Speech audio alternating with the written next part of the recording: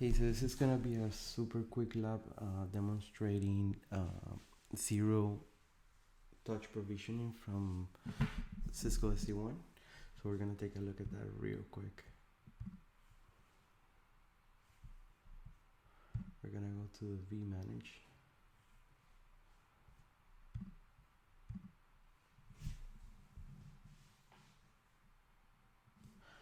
We're gonna log in.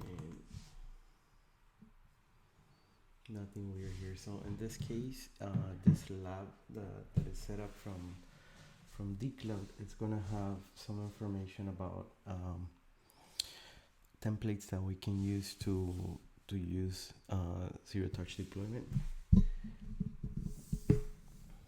In this case, what we're gonna do is that we're gonna go ahead here and see that we only have 7 1H devices or VH devices, and we're gonna be adding a new one to this dashboard. So first thing that we need to do is just click here, and then we're gonna see the type of devices that we have. We have V edges and C edges as well, or the CSR 1000Bs.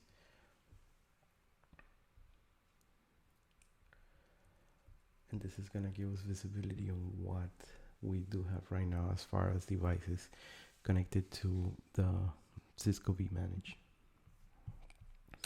And we're gonna go to configuration.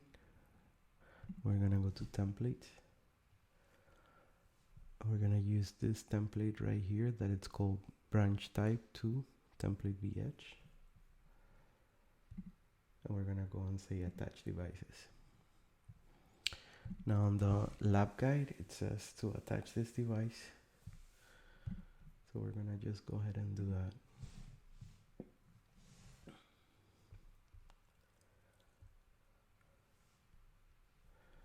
And we're gonna come here and say edit the device template if we want to take a look at it. But in this case, this is just for visibility. So, you know, there's a few things that you can modify here.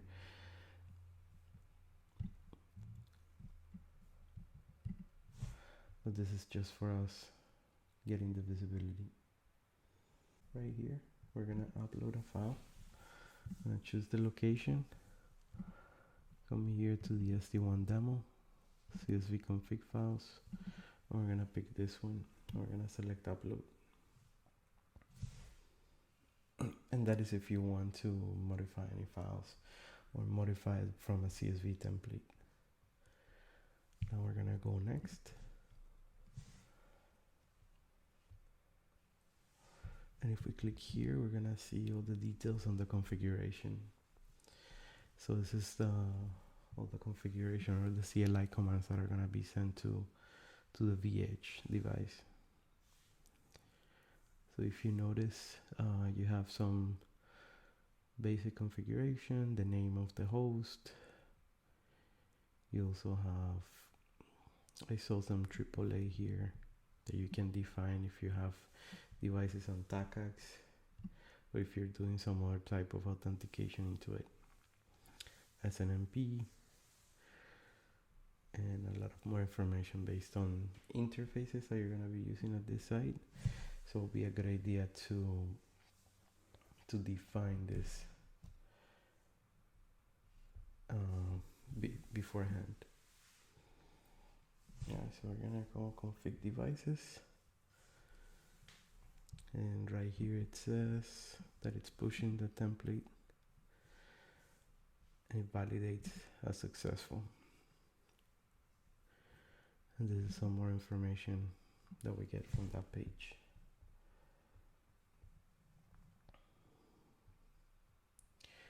Now, in order for this demo to work,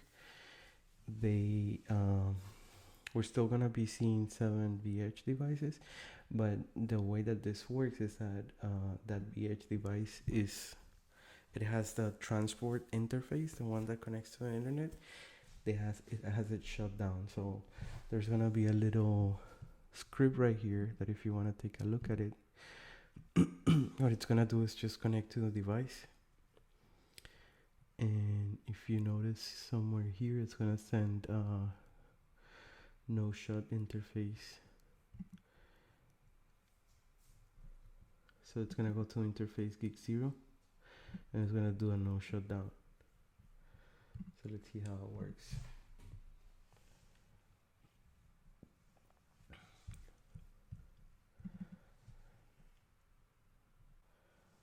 Okay, so now we're gonna go back to the vManage dashboard, and it probably will take a few minutes to load here, but it's just supposed to show 8 edge devices.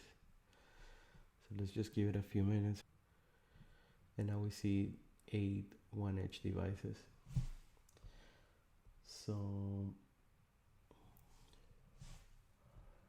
another thing that I wanted to show you is how we can go here to also it's coming up and it's going down, so it looks like it's restarting or doing its thing. We just do a refresh and then we see the edge devices here, and we see number 8, and this is the new one that we just created, and we're gonna go and look at the device.